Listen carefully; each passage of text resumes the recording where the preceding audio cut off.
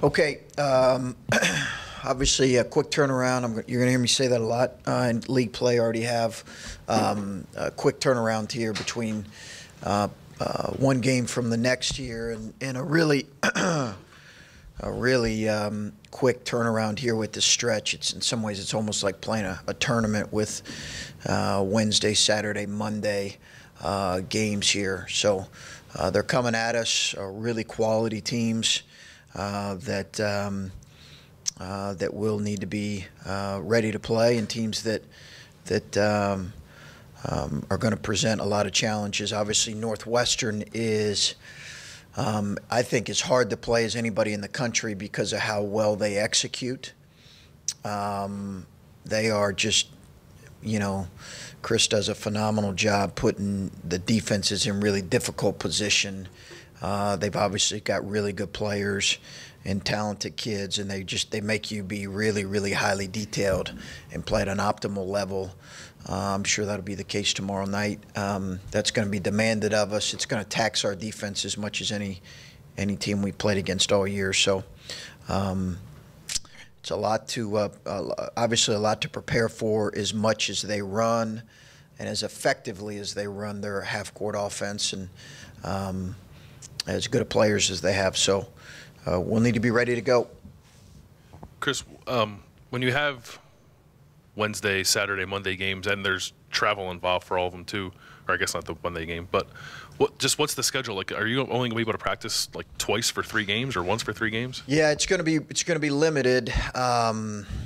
We'll come back on Thursday and have a light. We'll get a feel for how our guys' bodies are, but it'll be typically lighter. And then Friday it'll be a little bit heavier in terms of our practice, but you're not keeping your guys. They haven't had a day off in a while, so you're not keeping them. You're not keeping them for a long time. And then obviously it's really unique with the Saturday, Monday. One-day prep for a very good Nebraska team. So hopefully we'll be able to gain a lot of energy from Buckeye Nation on that Monday game. But yeah, it's an abbreviated time. You're not able to do a whole lot. That's true for, I'm sure, everybody goes through these kind of stretches in league play, and that's why when you do have the practice time, you need to make the most of it. Hopefully we will.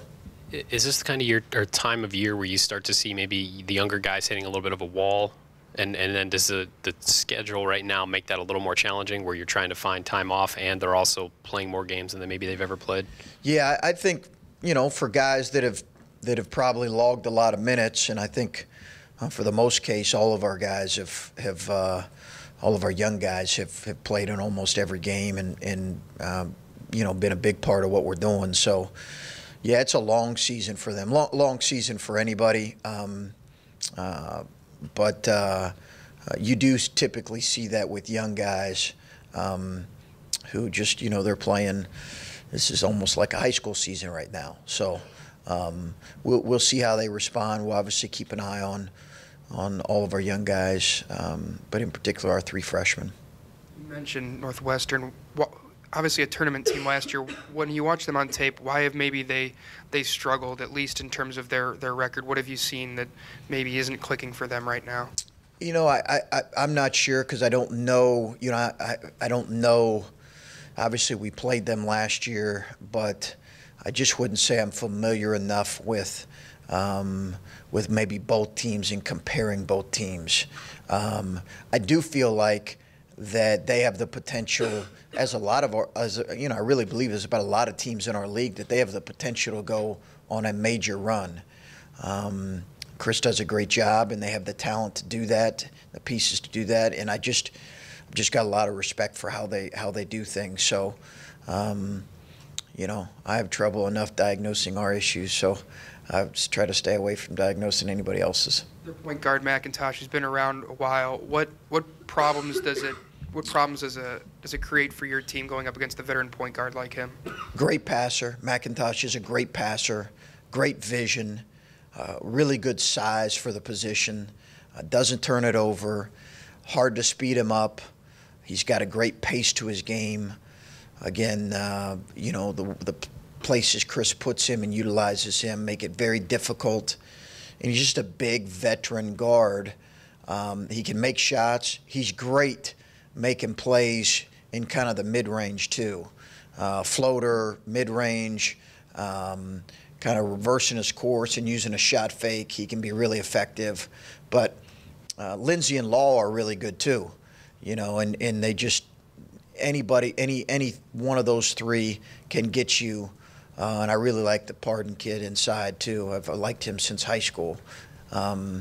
So obviously there's a reason why they had, you know, some of the preseason thoughts, and like I said, I think they're very capable of going on an extended run.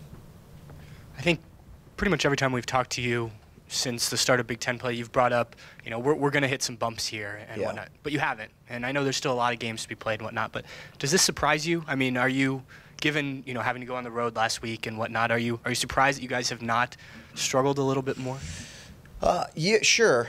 I think, you know, any coach that that would, you know, through a third of the season not have, you know, have went undefeated would have to say they're surprised, unless you're talking about an elite.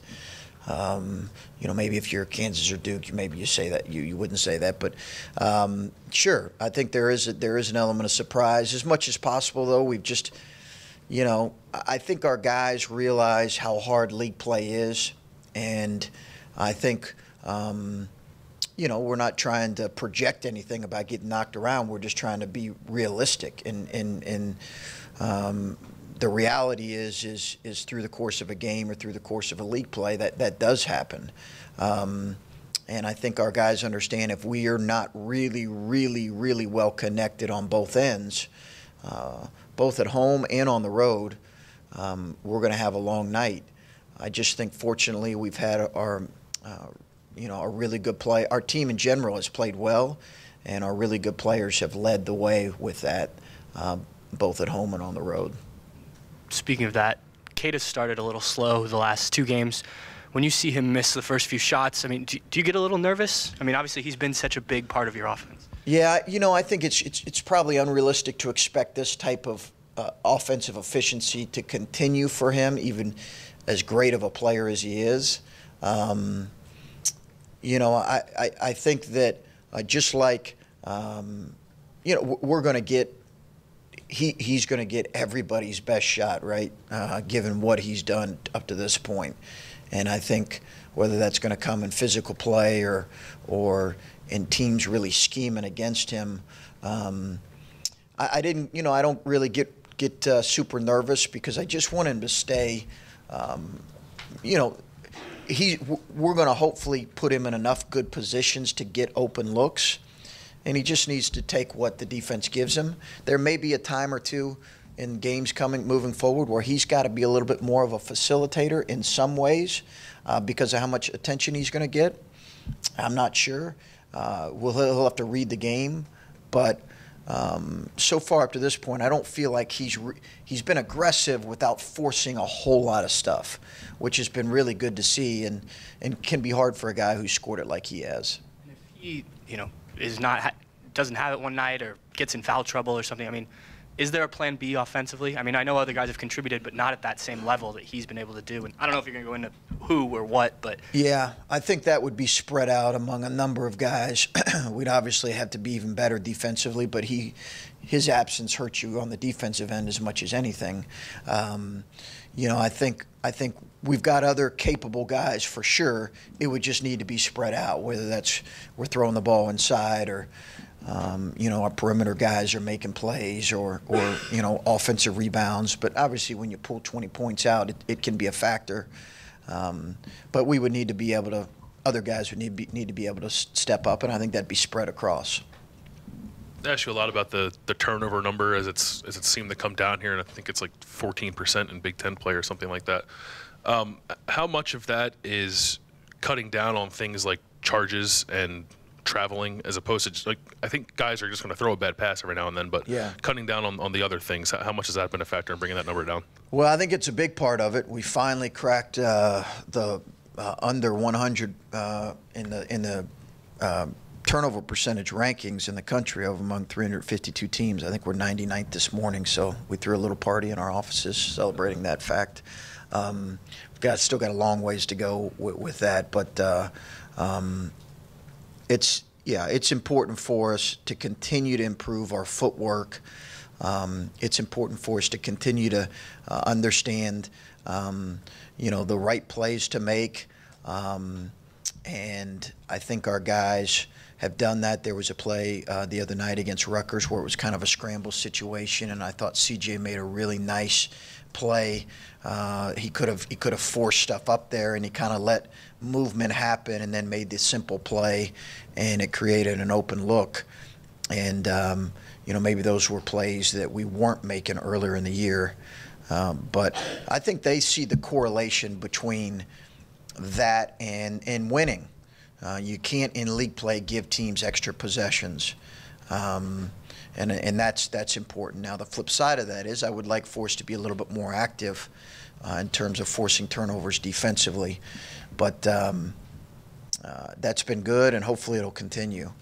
You mentioned on your radio show last night that maybe when Andrew's out there, there's some different fluidity with the offense, and it allows you to play CJ off the ball some. What's the balance you have to strike with? Maybe that is a good look for you guys to have both those guys out there, but then you don't have anything behind them really. Maybe you can play those guys too much together. Yeah, that is the concern is because who do we go to if you play those guys too much, or if one of them gets in foul trouble, then where do you go?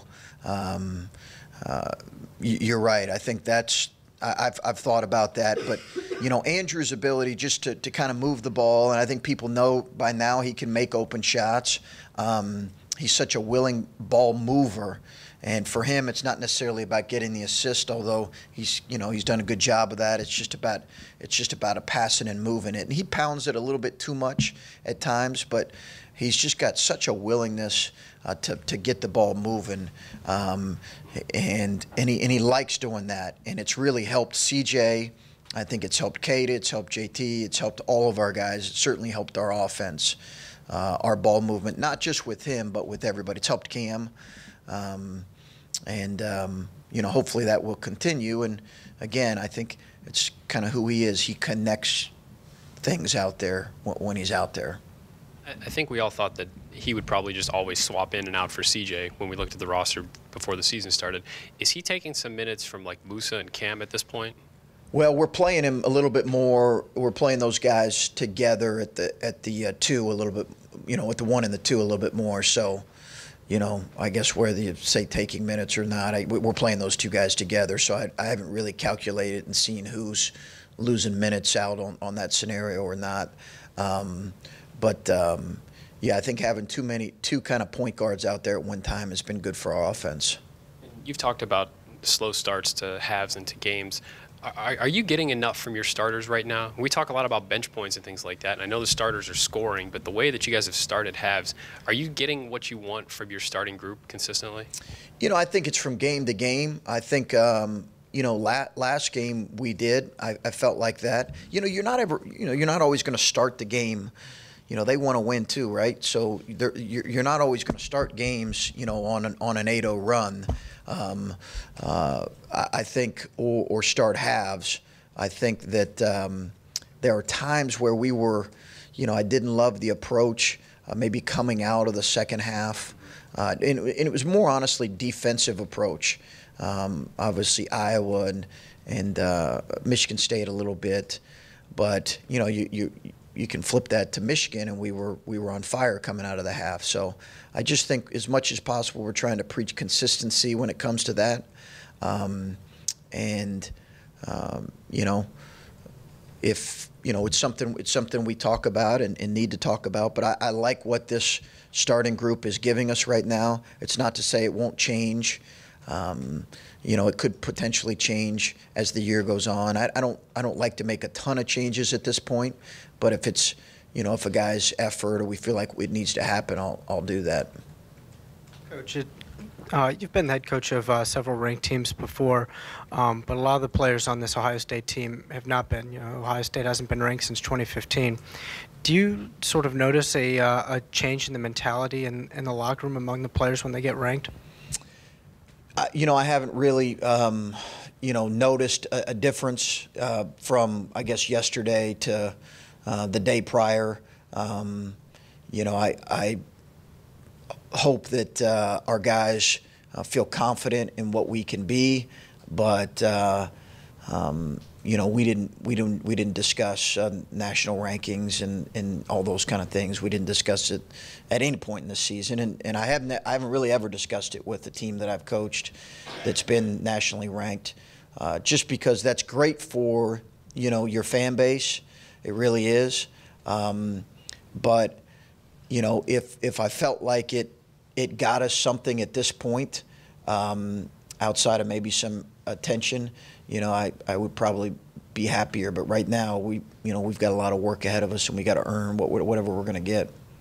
And then, given past experiences coaching a team that's ranked, do you notice that opponents play your team any differently? Come in with a different sort of mentality or enthusiasm, taking on a top 25 team?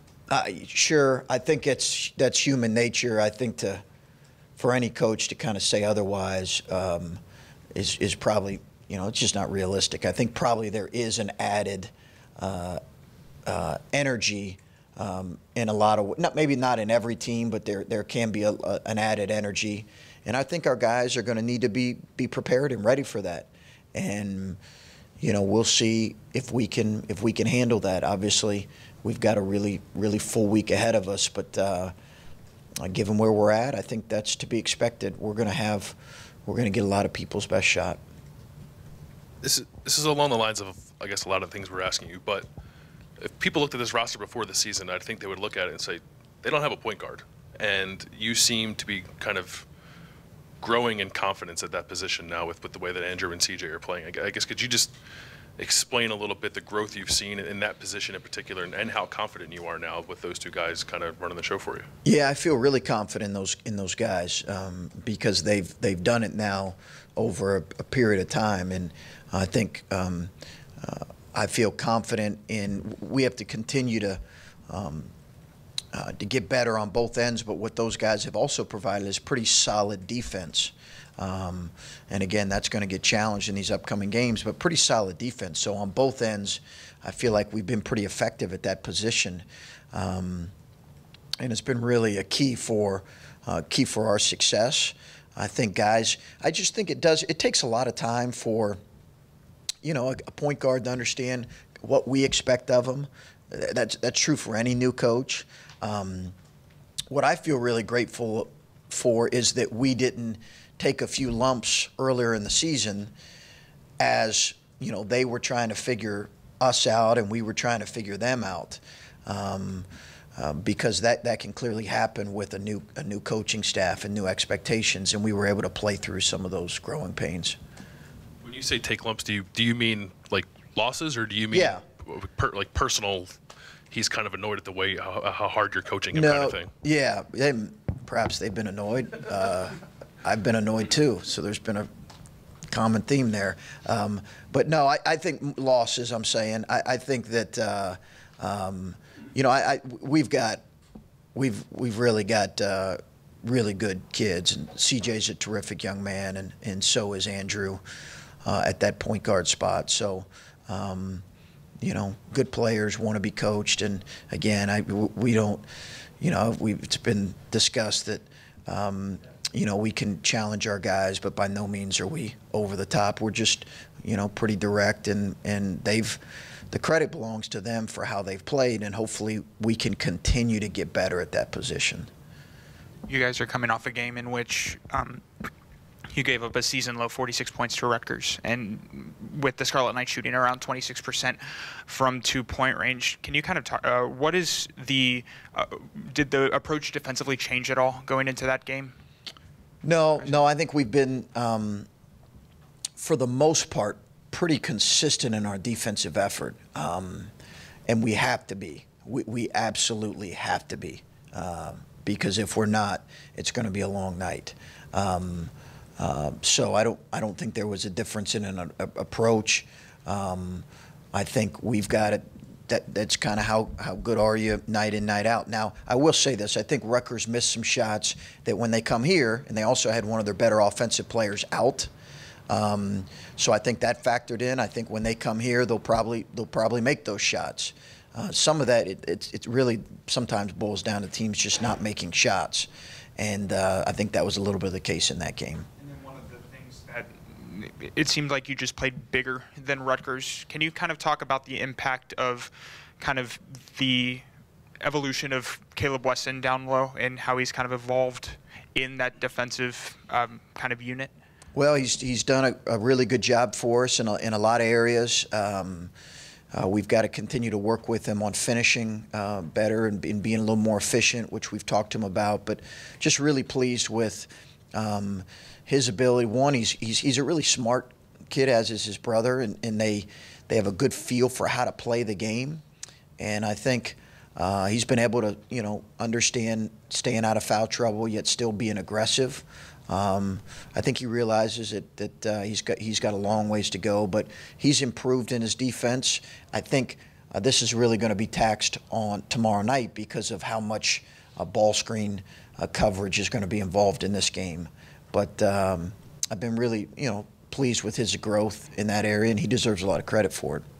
You mentioned on your radio show last night that with Caleb that you've been simplifying some things on the block and helping him at that end. Has that helped him with some of the foul trouble, or has the foul trouble been more a product of maybe not as many ball screen situations? Yeah, I think it's that, and then I think his adjustment. I would give him the credit and his position coach for kind of talking him through some of that and some of the. As much as anything, I think he's embraced the idea, like if you're playing in the post defensively, you got to do your work early. Like tomorrow against Derek Pardon, he's going to have to do his work early and beat him to spots and be alert and aware. But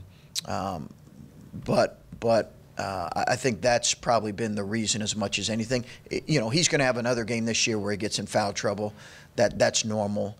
I think probably the other factor is, when you get in league play, it's a little more physical game anyway. But what I meant on the radio show is we're working towards trying to simplify things a little bit more offensively in the low post here in the coming weeks with him. He's got such great touch, and he's getting a lot of attention right now. We just need to work on simplifying some things.